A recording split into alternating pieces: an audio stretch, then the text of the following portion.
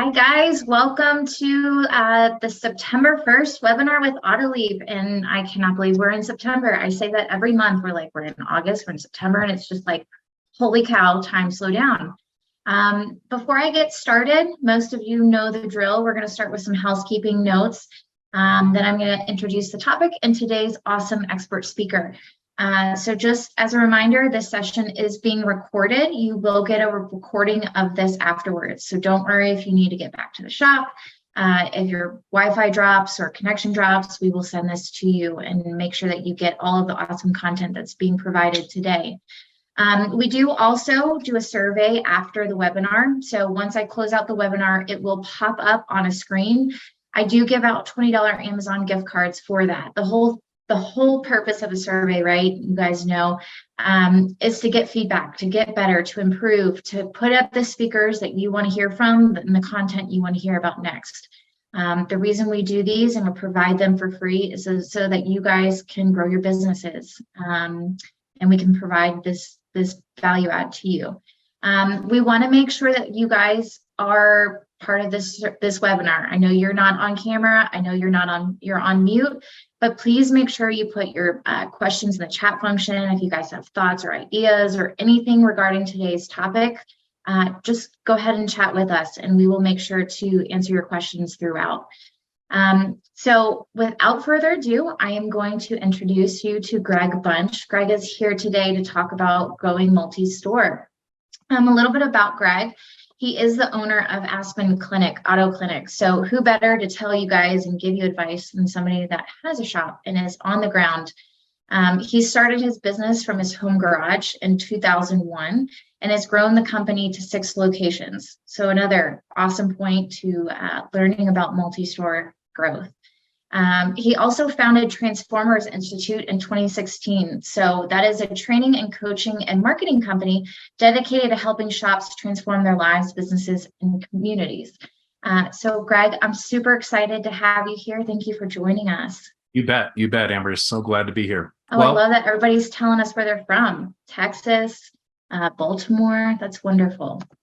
Coast to coast. Love it. Yeah. Well, this is a hot topic. And you know, when I very first did a class on multi-store, I did it for the WorldPack STX, and I don't know, we had probably 50 shop owners in there, and it was like, man, we just didn't know. I was literally, I think, the first person in the industry to bring anything like that. Bob Cushing and I did some brainstorming and said, hey, you know, everybody goes to these events and they talk about numbers and KPIs and marketing and all that's great and very important stuff, but nobody's talking about going multi-store and what that really means. And so that's really, you know, and for me, and we'll get into a little bit of my story. I know we have a very short amount of time here, but, you know, I went to different 20 groups, different training programs, a lot that our audience is very familiar with. And I learned a lot of things, but most of those programs are really set up to help you have one good running store. So when it came to going, hey, how do you do this multi-store thing? It was a lot of trial and error. It was a lot of, what the heck have I done? And I know a lot of our audience, a lot of shop owners out there that I talk to, I've literally had them pass me in the hallway. They're like, Greg, I'm nowhere ready for your class. Like, I can't even run one store.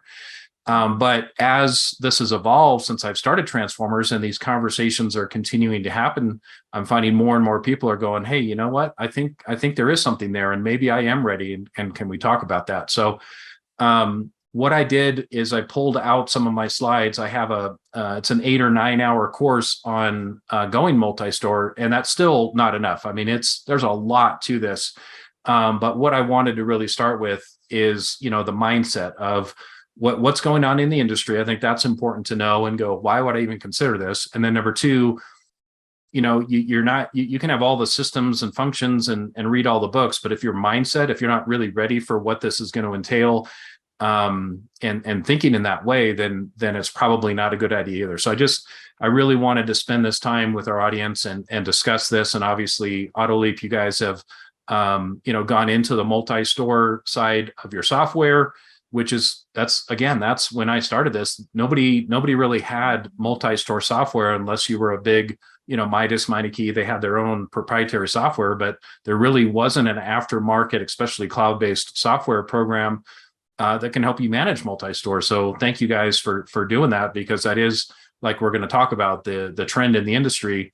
And that is something to consider, is what software program you're going to use if you're going to grow and expand your company. So with that, I appreciate the phenomenal introduction. Like she said, Transformers Institute, it's really just to give you a quick, the reason we call it Transformers is not because of the robots, even though I kind of played with that on the logos, you can see. It's really about transforming the automotive repair industry. And our mission is, if we can help you, the shop owner, be a really successful shop owner, and you have a great shop and you become the employer of choice, then you're going to attract the best employees. If you have the best employees, you're going to have the best customer service. You have to have the best customer service. You're going to have the best shop in town, because everybody's going to want to come to you. And if you do that, you're probably going to make some really good money, and you're going to be able to reinvest that back into our industry and back into your communities. And therefore, eventually taking the black eye off of the automotive repair industry. And, a lot of us that have been in this a long time know that some of that's deserved. But at the end of it, if we can, we'll never get rid of all the riffraff, but if we can really elevate the industry in the public's eyes, we can make a big, big difference. And then we can, that helps with the technician shortage. People want to be in our industry. They see it as something up and coming, and electric cars and cool stuff. And it's not the, hey, junior's failing out of high school, better put him in auto shop. So really, that's my big, big vision here. And I appreciate all of you that are on mission with me, whether you're part of Transformers or not, but you have that same vision, and you want to move that forward. And again, it goes into multi-store, because the more stores you have, the more resources you can have to help move that forward. So hope that makes sense. All right.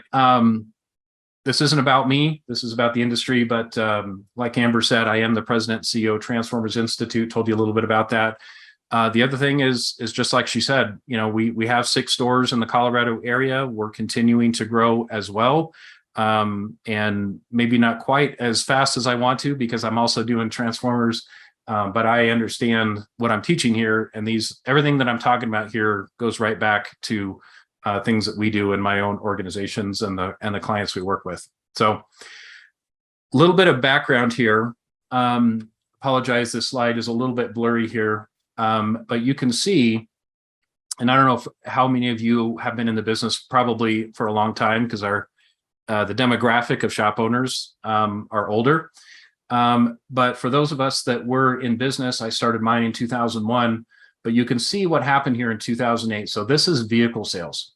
So we're cruising along here. People are buying cars, and then all of a sudden 2008 hits. Bam, crap. I'm not going to go buy a new car. I don't know if I'm going to have a job tomorrow. I don't know if I'm going to be able to stay in my house, right? The whole world turned upside down. Well, that was bad for us for probably, I don't know, my experience was about 3 months of, oh my gosh, what are we going to do?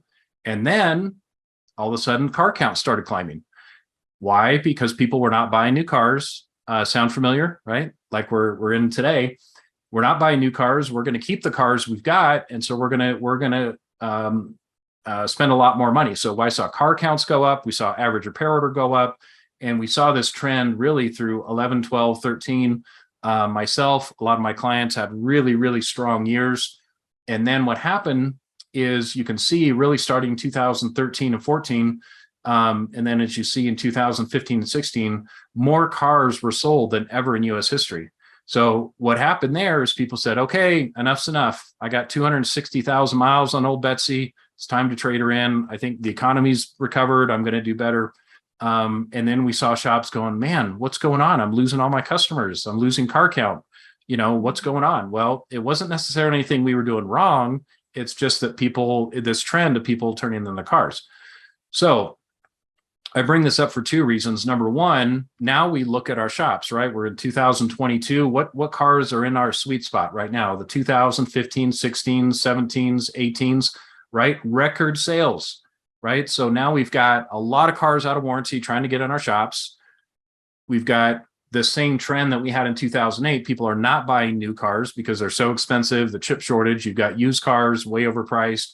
So we are in another bubble per se of great times within our business. but we have the advantage here that more cars are on the road than ever before. So that's what I'm looking at and going, hey, now's time to grow and to advance. But I'm not the only one looking at those, and we're going to talk about looking at these trends. This just reinforces it. Vehicles in operation increasing 6% by 19 to 2024.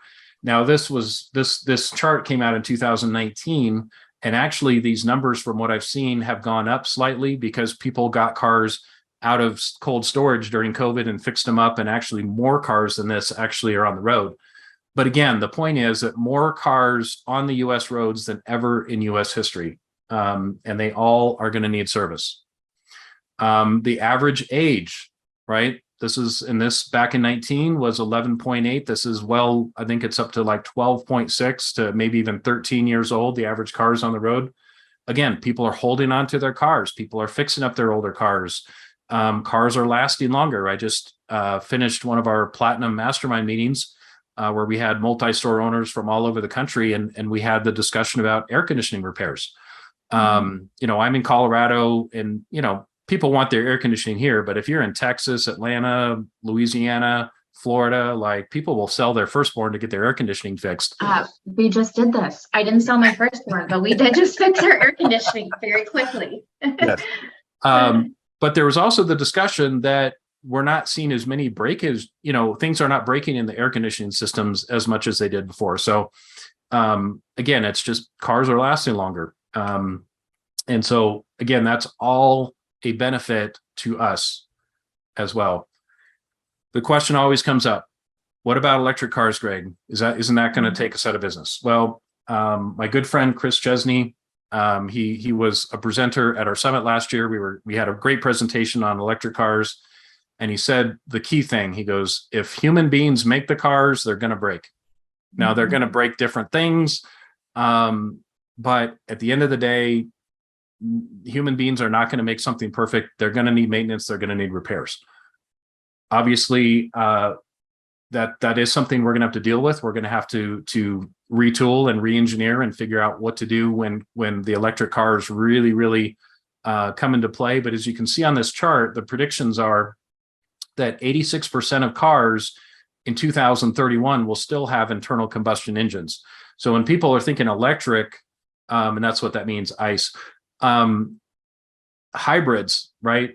A lot of what the manufacturers are going to be building over the next 10 years is still going to have internal combustion. Now they're probably most likely going to be more and more hybrids. But even the predictions by 2031, we're still going to see, I don't know, what is that? 85% will still have internal combustion. We'll have, 12 to 15% will be electric. And I think we all know there's a lot of unknowns when it comes to electric on the power grid, on battery supply. Obviously it's been politicized, and I'm not going to get into that, but there's a lot going on in the electric car market. But at the end of the day, if we go to a dealership today and we walk the lot, 94 to 98% of those cars are still internal combustion. And then we look, hey, if the average car is probably going to be 15 years from now, they'll still be on the road. That's a long runway that we will be working on internal combustion engines. And again, when things change, we've adapted. We went from horse and buggy to auto repair. And I think as long as we all realize we're in the transportation industry, and whether it's flying cars, electric cars, hydrogen cars, whatever, we're going to be in the transportation industry. We're going to continue to fix what's on the road. So I'm excited for the future. Am I a little nervous? Maybe, because what does this mean? But just a nervousness because I don't know, but we're going to figure it out. I was going to say, it's the unknown. There's always fear in the unknown. Right. All right. So I don't know if you guys look at these trends. I built this slide late last year, and I know I can make updates from here, and I'll talk about that a little bit. And what I'm talking about is the consolidator movement. And so if you read, Motor Age, Ratchet and Wrench, any of the trade magazines, you see these headlines pop up. Big Brand Tire acquires American Tire Depot, November of last year. Well, people don't know Big Brand Tire is owned by private equity. So we're talking about private equity money coming into our industry. Full Speed Automotive, 6 more stores. Mid-Ocean, that's a private equity firm. So if anybody's wondering, okay, what is private equity? Private equity, think about it like, we all buy Amazon stock or Tesla stock. We're all pooling our money together so that they can build a company. Well, private equity is people privately pooling their money together, building a big chunk of money, and they will go out and buy specific businesses and consolidate, put them together, make them more valuable, and then sell them to somebody else. So we see a lot of that going on within our industry. And people are asking me, well, aren't they crazy? Don't they know we have a technician shortage? Don't they know electric cars are coming and all that? Of course they do. Of course they do. They do their homework. Sun Auto, they're owned by private equity. They're out doing major acquisitions. Urban Auto Care, another one from Sun Automotive, another one from Sun Automotive, GB. So if you just do an internet search, I could have put probably 100 of these on the screen to make my point that, hey, private equity is looking at our industry and people don't even realize it. So I wanted to bring that to your attention. And they're not looking now, will they do buy one store? Sometimes. If you're like on the Walgreens corner and you've got everything dialed in, maybe they'll buy that one store. But what these guys all really want, they want to buy the guy that has 3, 4, 5, 7, 10 stores, because now they can go from no presence in the market to boom, having a big presence in a market overnight. And they're willing to pay for that. So, we talk about exit strategies quite a bit. And, what's my business worth? Well, the more stores you have with some caveats, they got to be profitable in pretty good locations. There's a lot more that goes into that. But the people that have those and are getting approached, they're getting some pretty darn good multipliers. And I happen to know, 3 people I know that have exited to private equity, and they don't have to pick which side of the menu they order from anymore. It's they've done really, really well. So these are mergers and acquisition transactions within our industry, and you can see now this chart only goes back to 2011, but I will absolutely promise you that 2020, this is a record year where we had financial buyers and strategic buyers scooping up automotive repair shops. I just got a hold of this chart for 2021, and this number is even higher. I didn't get a chance to put it on here. But this trend, I promise you, will continue to climb, that more and more of these transactions are happening out in the market right now. If you're a multi-store owner and you're on this call, I would almost guarantee you've gotten calls from some of those names that I just had on that previous chart. And then other ones you're going, man, I had no idea this was even going on out there, which is why we're talking about it. So you can see a lot, and this is right 2020, right in the middle of the pandemic. That did not slow these guys down whatsoever. Okay. So what does that mean? They know this chart, right? Those guys are smart business people. They do their homework. Growth will average 4% from 2023 and 24, bringing the market to $372 billion. Ladies and gentlemen, we are in a massive, massive part of American GDP, whether you realize it or not. And what's amazing, what is the average shop? $600,000 to $800,000 in annual revenue? Like, that's a lot of little shops that make up. Now, the 372, that includes parts purchases, and there's a bunch of stuff that goes into that. But as an aftermarket industry, fixing transportation, $372 billion. So there's a lot of pie out there if you want to cut yourself off some. And then compounded growth, 3.8. Well, that doesn't sound like a lot. You compare that to other industries. There's very few industries that are growing at a 3.8, 4.5 growth. I mean, there's just not a lot of them out there.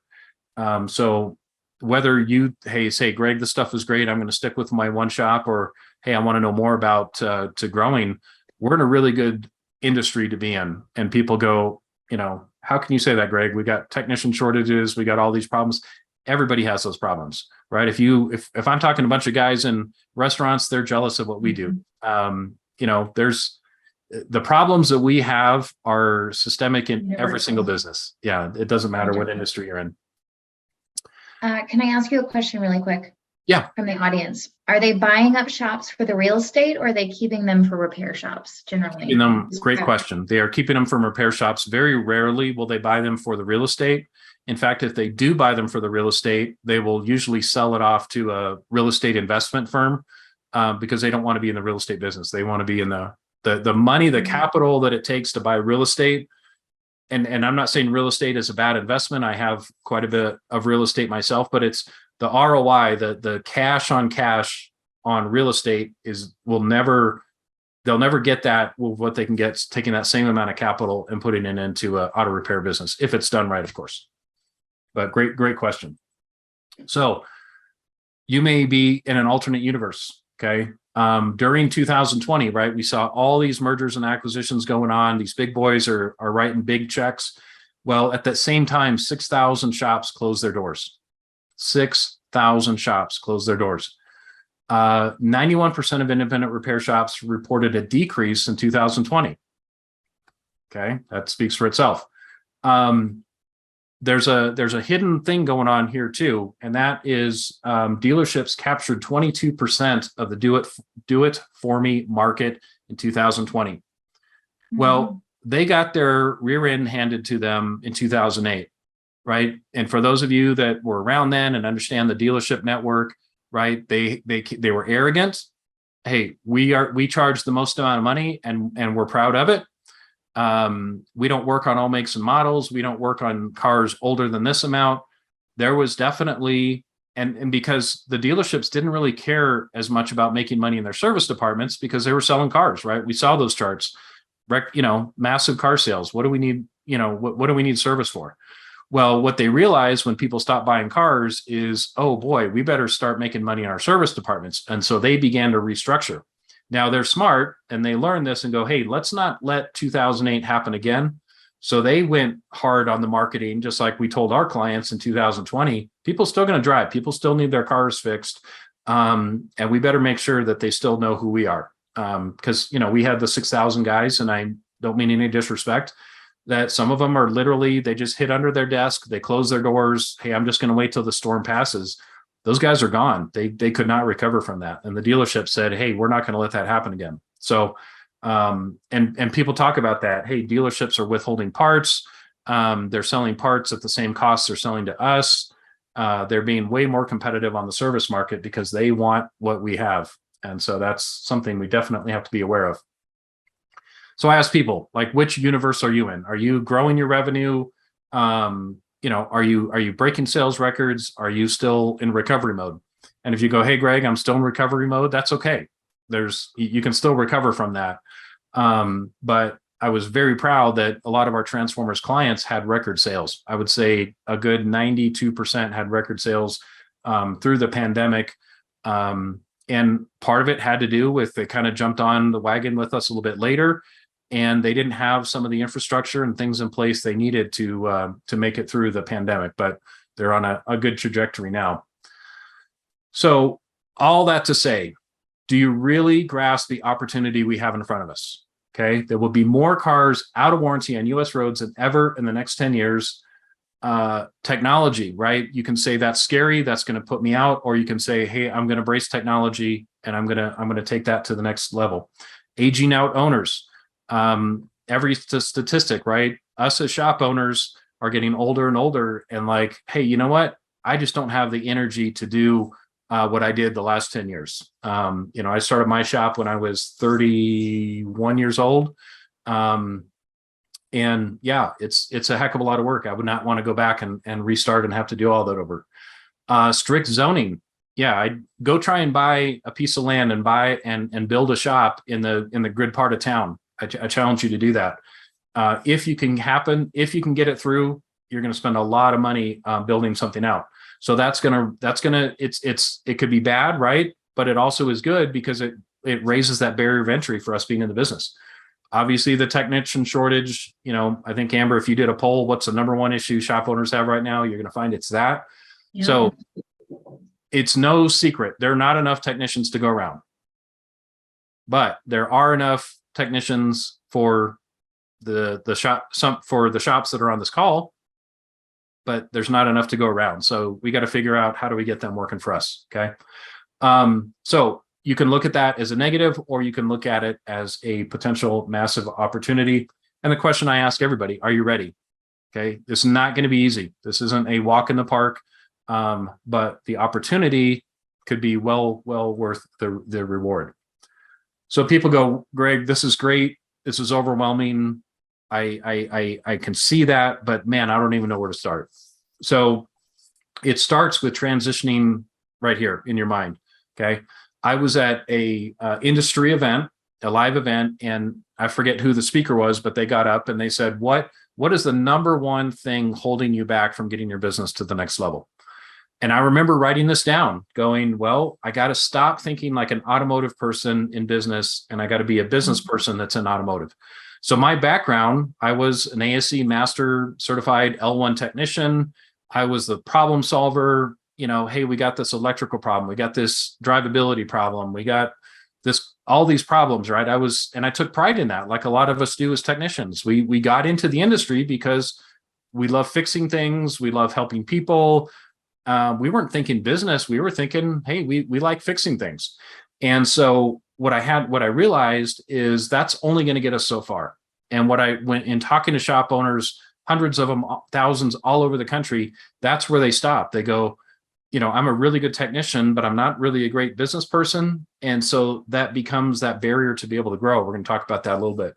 So just because I wrote it out doesn't mean I just changed overnight and I went back. And all of a sudden was a new person. This has been an evolution of who I am as a person, going away from being a technician to being a business person. And so you got to be willing to commit to that journey and get out of your comfort zone if you're going to make this work. If you're like, man, I just want to be a technician, we need you. That's great, but this journey may not be for you. So what is the role of a CEO? Okay. Setting the strategic vision for a company. I'm going to read that again. Set the strategic vision for the company. Shop owners all over the country are just grinding it out day after day and have no real idea what the vision is for their company, where they're going, what they want. Really, it's, I just want to fix cars and get home, drink a beer, and start all over on Monday. So if you don't have a vision, right? And somewhere in the Bible, it says, God was speaking to the Hebrews and said, my people perish for lack of vision. You got to have a vision. You got to know this is where I'm going. And just like I shared with you, the vision of Transformers, will I accomplish that in my lifetime? Probably not. But I want that baton to be passed with my employees and the people that I work with, that when I leave this earth, that vision of transforming the automotive industry continues. And I want people to own that and to move forward. And as CEOs, it's our job to set that, right? We're talking about the technician shortage. If I'm applying for a job at a company and they have a vision and they know where they're going and they're gonna conquer the world, or hey, I'm working for this guy, he's probably going to retire in a couple of years and doesn't know what he's going to do with his business, and hasn't painted the front room because doesn't want to spend the money on it. Where am I going to work? Right? I'm going to work for the person that's got a vision. Now, Greg, with that vision, just question with Transformers and with your shop, how often are you sharing that vision with your employees? Do you share it with everybody? Oh, all the time. Exactly. Yeah. Yep. And it's a consistent reminder. It's in their face and your face. Yeah. Right. Yeah. We, I would say probably at Transformers, we hit the vision more, and at Aspen Auto Clinic, we hit the mission. And we go over that. So our, the core of our mission is we want people to leave in a safer, more reliable vehicle than what they came in with. And that's why we do digital vehicle inspections. That's why we do test drives. That's why we have ASC certified technicians. That's why we use quality parts, right? All that goes around to having our clients have a safer, more reliable vehicle. But yeah, whenever, the president of Aspen, whenever there's 3 or more, he says, this is a meeting, let's talk about our mission, vision, value, and culture. And that parlays right into this one, right? Attract, hire, train, and retain the best talent available. They're all out there. It's just a matter of getting them to work for us. And what does that mean? What kind of culture do we have to have? What kind of benefits do we have? What is our vision? All of those things. That's the only way you're going to win the talent war. And I'm not saying that's easy either. This is probably even the best shops, world-class 1% shops that we work with, this is still a challenge, not only to attract and hire, but to train and retain. So this could be a class all in its own, is just that part of it. I may be doing one at an event near you, so keep an eye out. Keeping abreast of future threats and opportunities to the core of the business, right? And this is where everybody freaks out about the electric cars. Oh gosh, that's going to ruin our business. No, can it be a future threat or future opportunity? We need to be looking at that. The technician shortage, right? That is absolutely a threat to our business. What are we doing to fix it, right? Do we have apprentice program? What are we doing to train up the next generation, right? Those are true threats to the core of our business. Are we truly working hard on being the employer of choice? And again, thinking big, right? I love what Richard Branson says. If people aren't calling you crazy, you're thinking big enough. I get accused of this, like, Greg, you're crazy. Like, we can't, how are we going to, it's like, I don't know, we'll figure it out. So does it turn some people off? Have we lost people that said, hey, you know what? I just want to be a little small mom and pop, we all go to the movies together, whatever. I don't want to be part of this big, growing, crazy organization, and that's okay. Right. But again, if you're thinking about going multi-store, and that's why you're on this call, like, you got to be thinking bigger picture. If you think you're going to still be fixing cars or writing service, you probably need to be thinking bigger than that. And then again, if you think small, you'll stay small. If you think big, at least you have a chance of going bigger. I put it in the chat. Mood follows action. It's the same thing. It's all about mindset. Yeah. Some of you are familiar with Vern Harnish. He wrote the book Scaling Up and the Rockefeller Habits. And this really, really, really resonated with me. He said, to get to 10 employees, founders must delegate activities in which they are weak. To get to 50 employees, they have to delegate functions in which they are strong. So what does that mean? What does that mean to me, right? Most single store owners cap out at approximately 10 employees. Why? Because if you really look at it, and this isn't to be disrespectful to anybody, they're probably the smartest person in the shop. They're the best salesperson, they're the best manager, they're the best technician. Almost hands down, you can find this. And they cap out at 10 because they're not willing to hire somebody to do the job that they think they're doing the best at. So we're at, 55 employees on the Aspen side, and 10 or so on the transformer side. In order to do that, you have to delegate. And there was a time when I was the best service writer, I was the best technician in my company. And I don't mean that to be prideful, but right, that I was. And it was really hard hiring people and seeing that they didn't do it the same way I did. And eventually you have to get past that and go, and now I look and go, man, the team that I have in place, they blow me away in a lot of different areas. I couldn't step in and do the job that they do now. But you have to be able to delegate, and you have to be able to give that up if you're going to grow. And if you're like, Greg, I am a control freak, I got to have my hands on everything, I got to test drive every car, I got to shake hands with every customer, you're probably not in a good mind place right now to be able to grow and have multi-stores, because I think we all know you can't be in more places than once. And this is really what holds a lot of people back. And it's a tough pill to swallow. Mm-hmm. So I don't know how we're doing on time here, and what do you want to leave some Q&A. 2:34. Lewis Pasteur says it right. Fortune favors the prepared mind. And so, like I said, this is just an excerpt out of the 9-hour class that we have, which is an excerpt of a 4-day class that we're putting together, all around growing multi-store. And if I don't have somebody in the right mindset, all the education on all this doesn't do us any good. So now the flip side of it, right? Just like kids, there's never a perfect time. You've got those parents that say, hey, I need to own a house. I need to have $100,000 in the bank, and I need to have all of these things lined up. Now we're going to have kids. Most of us were like, hey, guess what? Got that little pregnancy test. And then you're like, okay, here we go. And so when people say, and now both in me having kids and in going multi-store, it was, here's the test. Okay, we're off to the races. And then people come to me and go, hey, I really want to get ready for this. And I'm going to say, we need to get the foundation solid, right? We need to make sure you have a good, solid business. You've got good foundation. You've got a good bench. You've got operating capital.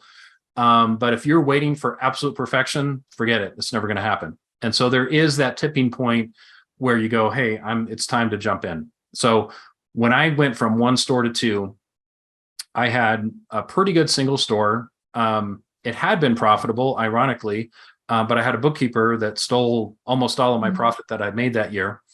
And so I was just recovering from that, figuring out what I'm going to do. And I got this phone call from a technician, and he said, hey, I'm looking for a job. And I can remember I had this little office upstairs that we had built, and I had a window, and I'm looking out of the shop, and I'm like, I don't have anywhere to put them. Like, we are blown out. But and this was, I don't know, 2007, I think. So I think we all know, even back then, you never wanted to turn down a technician calling for a job. So I got talking to him and I said, hey, what's going on? He said, well, I've been called into the office. The shop I'm working for is closing down, and I'm looking for a job. And I saw that you guys saw in the phone book, if you guys remember what that is, that you guys work on Toyotas, and I was a Toyota technician. And I said, oh, okay. What's the name of the shop? And I'd heard of the name of the shop before. And I'm like, wow, I thought they had a pretty good reputation. I wonder what's going on. So as soon as I hung up with him, got his information, I called the shop, got a hold of the shop owner, and it was a husband and wife team. Called, and she's like, yeah, it's true. And I said, well, can I come down and talk to you? And they're like, absolutely. So I came down there, and as I'm driving there, this is on a Wednesday, by the way. I drive down to the shop, and I'm thinking, okay, I can get their database, I can get their phone number, maybe figure out how to squeeze one of their technicians in the building, and merge it into what I got. But again, I'm in a small shop, and it's pretty tight. So I go there and I introduce myself, and we're walking around, and I remember walking in the front. It was like an old broke down desk, and it had the grease trail on the old indoor outdoor carpet in the office. I'm like, no wonder. And then I get to the shop, and this was absolutely built by a technician. It was a 10,000 square foot building. The shop was beautiful. He just epoxied the floors and sodium lighting and all new lifts, airline. I'm like, oh my gosh.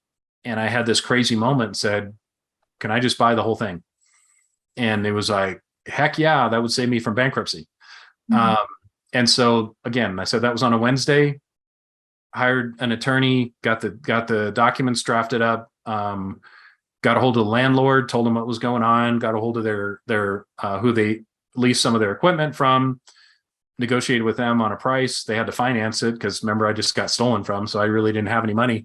And it was the next Tuesday, that was my shop. Now, I would never recommend anybody here to ever do it that way. I didn't have the bench built. I didn't have systems and processes documented. I didn't have enough cash seasoned as I put in there. I went the journey alone. I didn't have a mentor. It was just like, I remember walking in the shop like 2 weeks later going, what the heck have I done? And once I got in there and got my, realized what was going on, I understood why he was going out of business, because God bless him, he didn't have very good technicians. And he was the head guy, right? He was the chief cook and bottle washer, and he couldn't keep up with it, and they had marriage problems. And anyway, so I was not ready. So if you're in that stage, talk to us. Let's get you ready. Pass on that opportunity. I'm glad I did it. It was a great learning experience, and I'm sure God put me through that so I can tell people what not to do. But as I grew and, began to learn from other people and read more books and really work on being a business person, right now we have that model, and we just did a successful acquisition about a year ago, and pretty much have doubled the sales since we bought the company. But we had all these things in place that I tell people to have. So there's never a perfect time, and more opportunities are going to come your way because people are saying, hey, I'm out. And if you get the message out there to your parts vendors, to your oil vendors, to all the suppliers that you work with, and say, hey, I'm looking for another location. If you hear anybody that's looking to get out, and I promise you, in most towns, you're going to have them come up. I was just visiting Chuck up the street. he's 68 years old talking about retiring. I bet I told him you might be interested, and you can start those conversations. So, and again, that goes into our class. There's a lot that goes into that. But if you start looking and knocking on doors for opportunity, they're going to be there. Not everyone is going to be worth pursuing, but there's more and more opportunities as the traditional mom and pop shop owner ages out, and looking for somebody like you to buy their shop and to be able to go on to the next chapter in their life. So, having seasoned cash available, I see this all the time. Shop owners, they go from, making a pretty good living working for somebody else, and then they have a successful single location and they double, triple what they used to make. And then they go out and they buy a boat and a house and an extra house and an extra boat and extra four-wheelers. And all of a sudden, if they don't have a $250,000 a year paycheck, they're in big trouble. Well, then all that money that could be used to get another opportunity and really build equity and really build a fortune for their family. I'm talking legacy money they don't have because they've spent it all on their toys. So, I'm not against having toys. I've got a few, but not until you've got a good bucket of seasoned cash, a war chest available to be able to grow with. And probably most important, don't go the journey alone. That if I had to go back in time, I wish I would have had a mentor, somebody to go, hey, I've done this before. I know where the landmines are. Let's journey together. And really, that's honestly why I put Transformers Institute together. I didn't have this big vision back then like I do now, and turned into this big company that it's turned into. Really, it was going to be a part-time thing where I had multi-store owners from all over the country get together and do, the Napoleon Hill style collaborative brainstorming. Hey, Amber, I got this problem. What do you do to fix it? Joe, what do you do that? And we would just start solving each other's problems and getting that I call it the floating brain, right? If you see it on my website, that's what that represents. That's all the collective wisdom, knowledge, and experience of everybody in the room, all trying to figure this multi-store thing out and talking about, how did you hire a district manager? How did you pay them? How did you build your corporate structure? Are all your shops one LLC or an S Corp? All of these things. And we started putting that together, and it's truly been magic. So if this is something that you're looking at, whether it's us or anybody else, like, you don't go the journey alone. One of our clients, he said it, I'm more than willing to pay the idiot tax, right? I don't want to learn the hard way. I want to learn from people that have been there, done that. So, Amber, did you have a question? No, I was just going to say, I think it goes back to the control thing, right? And not allowing yourself to be what stops you, right? Getting yourself out of yourself and allowing that ego to kind of lessen, right? Because we all think we can do something perfectly, and that's the reality in anything. And mentorship is so important in any facet of your life. I can't preach that enough. And getting outside of yourself. So we have, and I'm sure I can't see who's all on the call here, but a fair amount of them are probably familiar with Dan Taylor. So he's on my Transformers team, and he's really specializes in teaching leadership, and so he works with a lot of the second in command. So you've got your visionary owner, and then who are the guys out there running the shops day to day, whether that's a COO, district manager, operations manager, high level shop managers. So he helps with that. And we were talking about this in our mastermind meeting, that he's like, the more I study and the more I learn about leadership, the more I realize I'm just an amateur. Like it's just one of those things that, and the 21 irrefutable laws of leadership that in that book, he talks about, the law of the lid, right? That an organization is only going to grow to the ability of the leader. Mm-hmm. And I remember sitting on my bed. We were doing, I don't know, 2.5 million or something. I had 2 stores at the time, and going, John Maxwell, that's who wrote the book. Like, that's me. Like, no, what I can't, this business is not growing because of me and my leadership. Like, I have got to become a better leader. I've got to be willing to have those tough conversations and not hide under my desk and hope these problems go away. You've got to be assertive and confront these things. So I've grown as a leader in order to be able to grow my company, but I still feel like like Dan said, man, the more I learn, the more I realize how far I have to go. So it's not like, hey, I took a class, I got graduated, I got an A in leadership. Now what's next, right? It's something that's ongoing that we always have to work on. And that's where accountability, that's where, ironing, sharpening iron, the people, you have people that are willing to call you out on your crap and be like, man, I would not have handled that way. And that's probably why you didn't get the results that you wanted to. So there's a lot that goes into, having people around you to help you succeed. And this is, man, I couldn't imagine trying to do this all alone. Like it's, amen to that. It's a lot of work. I have a question. Are you good for a question? Just based on absolutely. one thing. So given things like Uber and such, does it make sense to explore mobile options instead of fixed locations? How do the two compare? Great question. So there are just some recent articles about the growth of the mobile repair, right? And for a lot of us, we think of, again, the guy that couldn't make it in a shop, right? And so he's got the old beat up truck and he's going around and ripping people off and jump starting batteries. And, mobile repair does not have a great connotation, especially, with shop owners.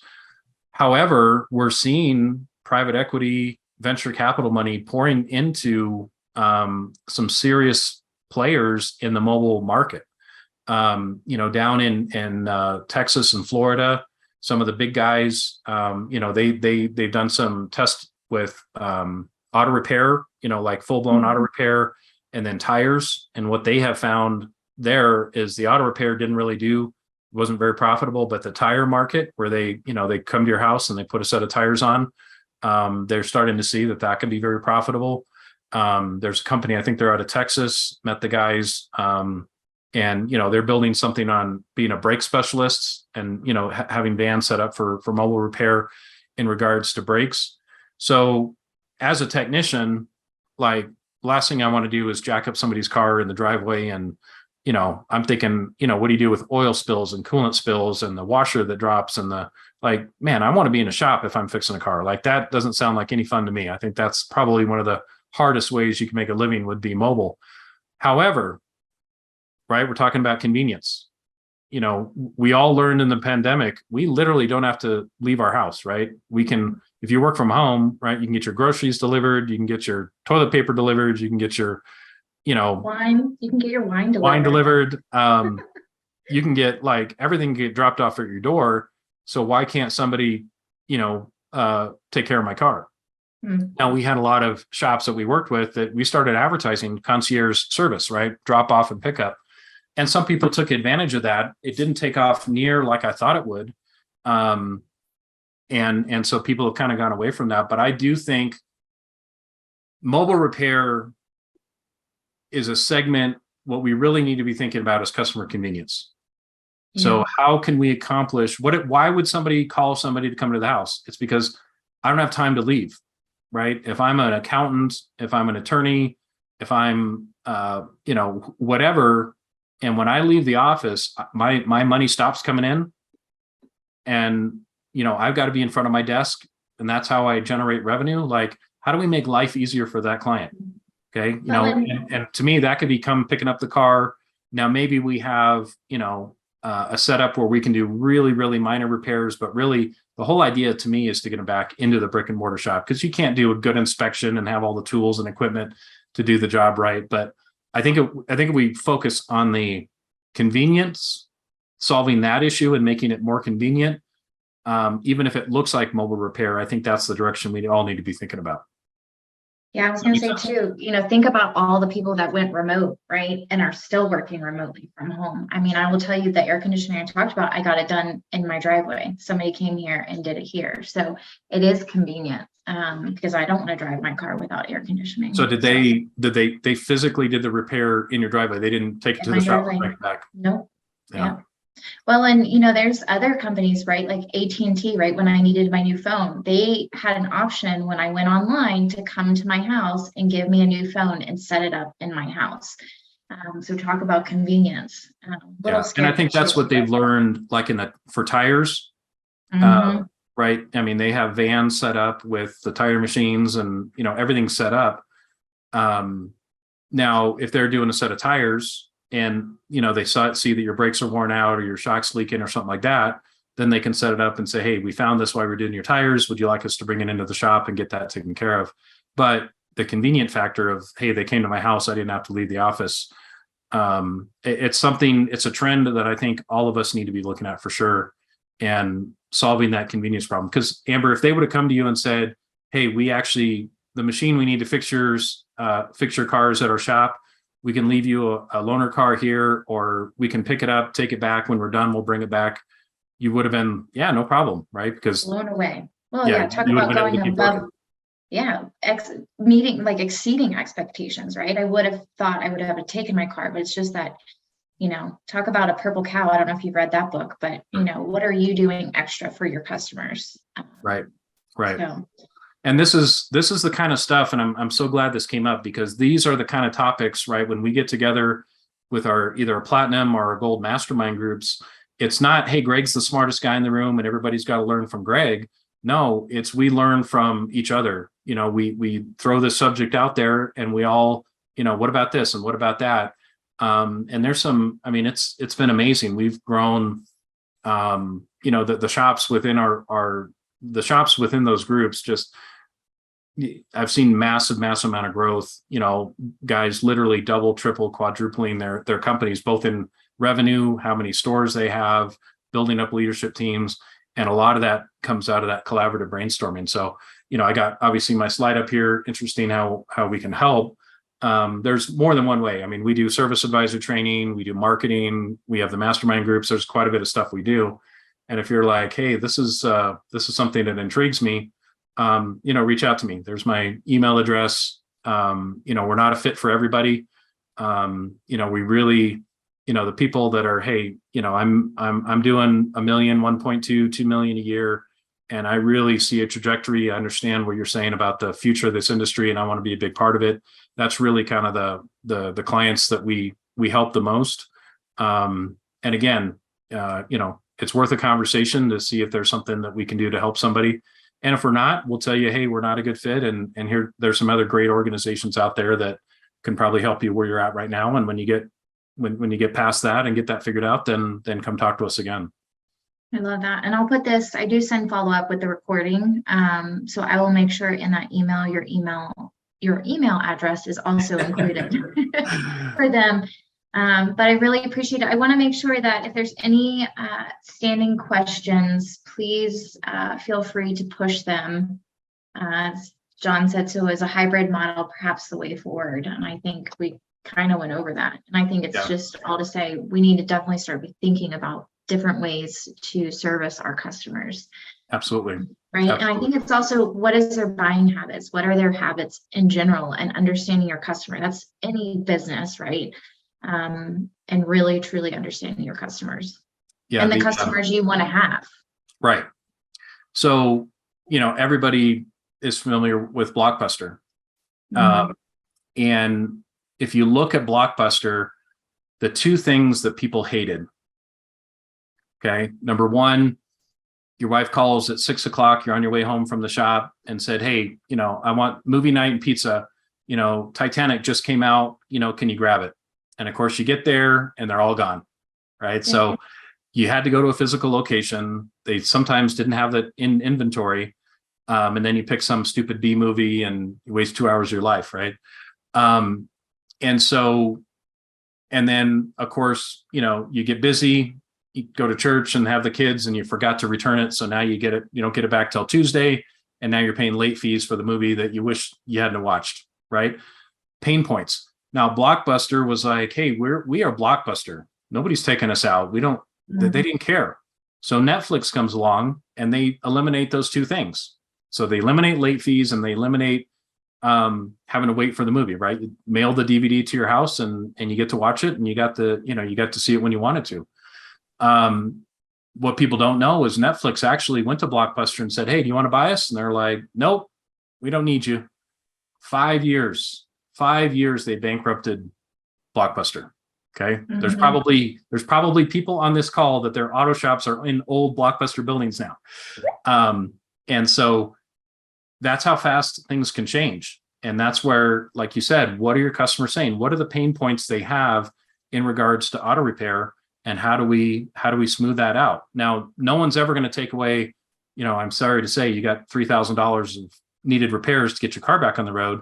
Maybe we can't take that pain away, but we can take the pain away from everything else except for that piece of it. And that's how we can dominate. In fact, that's going to be one of our breakout sessions at the summit we have coming up in Cancun, is the customer journey. And how do you have a more positive touch point all the way through the car repair experience? Because it's not like going out to a nice dinner, right, where it's a good experience. It's what's called a grudge buy. People don't want to do it, but if you can take as much pain out of it as possible, you're more likely to win that customer. And the convenience, that's a big one. I love that. Well, speaking of Blockbuster, that's a fantastic documentary on Netflix. If you haven't seen it, that's really interesting. I do want to get this last question in too before we end time. Any advice to multi-store operations getting connected with local high schools? I love this already. Or community college automotive programs to keep a stream of communication among potential new hires, even if they just start as a shop help or rotating tires. 100%. Yeah. And again, if you're that shop owner and you're buried under a car writing service, when are you going to have time to go talk to, and I know it's a chicken and the egg. You're like, well, I don't have time to get to that. Right. And I understand it's not just an easy roadmap, but hiring yourself out of those positions so that you or somebody in your organization can go knock on those doors, build those relationships, and not only have that relationship from the beginning of, hey, when you get a good student, I want to bring them in, do a shop tour, but having a bona fide apprentice program, right? Our industry is known for, hey, we hired that guy. I think he's got potential. We're going to shove him in the back of the shop and teach him how to change oil, bust tires, and clean the shop, and be the shop, for 2 years. And if he survives that, then maybe we'll let him touch something else on the car. Well, 70% of those guys are going to wash out. They're going to go work for their uncle and learn HVAC and plumbing and computers and everything else. Like, why the heck would I want to be in this industry? So we as an industry have to develop and maybe that's another webinar we can do, but develop our apprentice program where they're getting a check-in every 30 days, every 60 days, every 90 days. They're getting awarded, they're getting raises, they're getting tool allowances, right? All of these things, and build a stair step. So during that 2-year time period, instead of them washing out, right, those become the next generation technicians. But again, why it's a benefit of having multiple locations, that you have the bandwidth, the resources, the finances, the manpower to be able to develop that. If you're just, in a small little shop, right, and I hear, well, I'm going to stay small and keep it all. Well, yeah, you've bought yourself a job and you probably make pretty good money, but that's not affecting the big picture. So, I'm going to encourage us multi-store guys to get out there and make that part of your routine, and get out there and develop apprentice programs, develop those relationships, because that's going to be, like I said, that to me, that's way more of a threat than the electric cars are right now. I agree. Widen your focus. When you're in the shop and you're doing that stuff, you have such a narrow focus and you cannot see all of the things that you can do outside of that. So I love that. And everybody, who have commented, great job, Greg, great information. I really appreciate the feedback. As I mentioned, there will be a survey afterwards, right when I close this. I will also include it in the follow-up as well. And we would love your feedback. I'll send you a $20 Amazon gift card. So Greg, I really appreciate your time. This has been fun. I would love to do this again. And everybody who joined, thank you so much for taking the time out of your day. And we'll see you next month. Thanks, Greg. You bet. Okay, bye. Bye-bye.